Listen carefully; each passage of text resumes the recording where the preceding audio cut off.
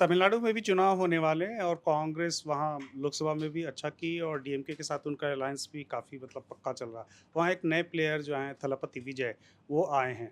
तो आपने कोई उनकी पॉलिटिक्स रीड की है? जी देखिए, मुझे लगता है कि तमिलनाडु में काफ़ी चुनौती वाला चुनाव होगा। अब राहुल गांधी और कांग्रेस के पास में कोई विकल्प नहीं है। विकल्प तो उनको डीएमके के साथ मतलब जीना-मरना उन्हीं के साथ है और तो इसलिए उसके पास कोई नहीं, लेकिन वहाँ की राजनीतिक स्थिति बड़ी दिलचस्प है और मुझे लगता है कि तमाम लोग कह रहे हैं, मुझे लगता है बंगाल का चुनाव और तमिलनाडु का चुनाव बड़ा उस मामले में महत्वपूर्ण है कि एक व्यक्ति के इर्द-गिर्द तो पूरा चुनाव है। मतलब ममता बनर्जी ही जो है तृणमूल को जिता सकती है और उनका ही एक व्यक्तित्व ऐसा है जिस तरीके का वो अभी चुनाव तो बिहार में हो रहा है, लेकिन ममता बनर्जी की तैयारी बहुत ज़ोर-शोर से हो रही है।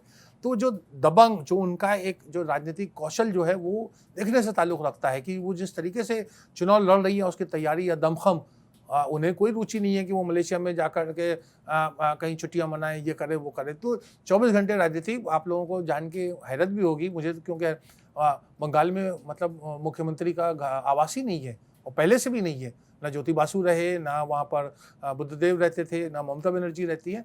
तो पूरा एक राजनीति का एक पूरा काम कर रहे हैं एक स्तंभ के रूप में। इस तरीके से एम के स्टालिन का नेतृत्व एक बहुत ज़्यादा आकर्षक है। करुणानिधि के बेटे ज़रूर हैं, लेकिन वो बेटे ऐसे हैं कि उन्होंने मतलब करुणानिधि से बड़ी अच्छे लेवल की राजनीति कर रहे हैं।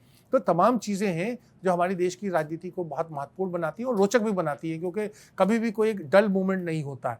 मुझे लगता है कि देखिए रूपक, अगर बिहार का चुनाव नीतीश कुमार मतलब जो ये जो है बीजेपी और जेडीयू का अलायंस है, अगर उसके हक में नहीं आया तो पूरे देश में एक उफान और एक बदलाव का एक लहर आएगी और उसके बाद आप देखिएगा असम और बंगाल के भी जो परिणाम आएंगे वो चौंका देने वाले होंगे।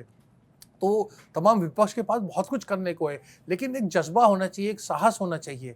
अगर आप एक्सपेरिमेंट नहीं करेंगे, अपना जो राजनीतिक कौशल है उसको नहीं दिखाएँगे, तो फिर क्या है? फिर तो हमारे साथ आइए, कॉफ़ी हाउस में बैठिए, हम चर्चा करेंगे। और प्रशांत किशोर प्रशांत ने भी देखिए कांग्रेस के विपक्ष हैं या बीजेपी के विपक्ष हैं? मुझे लगता है देखिए प्रशांत जी के आकलन में लोगों को ज़्यादातर उनके बारे में थोड़ा-सा ज़्यादा टिप्पणी कर देते हैं, थोड़ा-सा हार्श हो जाते हैं। मुझे लगता है एक हमें एक देखिए एक बुनियादी बात तो रूपक है कि एक उन्होंने एक जमी-जमाई चीज़ को, जो एक बड़े अच्छे पॉलिटिकल स्ट्रैटेजिस्ट कंसल्टेंट और पूरा उनका एक समय तो 6-7 राज्यों में उनका जलवा था और तमाम, और मैं उसका प्रत्यक्ष गवाह भी हूँ कि जिस तरीके का काम वो कर रहे थे और लोग उनको राज्यसभा, हर राजनीतिक दल उनको राज्यसभा देना चाह रही थी। वो सबको छोड़ के उन्होंने एक एक मुश्किल रास्ता चुना हो, कठिन है बहुत ज़्यादा, और उनके बारे में लोग यही सब कहा करते हैं कि वो भाजपा का ये कर रहे हैं, वो कर रहे हैं। मुझे ऐसा लगता है कि ऐसा नहीं है। हो सकता है हर आदमी हाड़ मास का पुतला हो, उसके बारे में हम उसकी आलोचना कर सकते हैं, लेकिन वो एक अच्छा प्रयास कर रहे हैं। वो उनको कितना इम्पैक्ट होगा, 5 सीटें आएँगी, संख्या बढ़ेगी, वोट परसेंटेज बढ़ेगा। वोट परसेंटेज के बारे में मैं साफ़गोई से कहूँगा कि वो एक लूज़र्स आर्गुमेंट होता है। जैसे मैंने कहा ना 49 और 51, तो जिसको 51 मिले वही जीता है। There is no silver medal in politics. तो प्रशांत किशोर का दमख़म यही होगा कि वो अपना कितनी सीटें कितनी जीत के लाते हैं। क्या वो खुद चुनाव लड़ते हैं, क्या करते हैं, या वो फिर तमिलनाडु में विजय के साथ में पुराने अपने कला में आ जाते हैं कि विजय को लेकर के और वहाँ एक ऐसा गठबंधन बनाए जो डीएमके को परास्त कर सके, और डीएमके के साथ वो काम कर चुके हैं।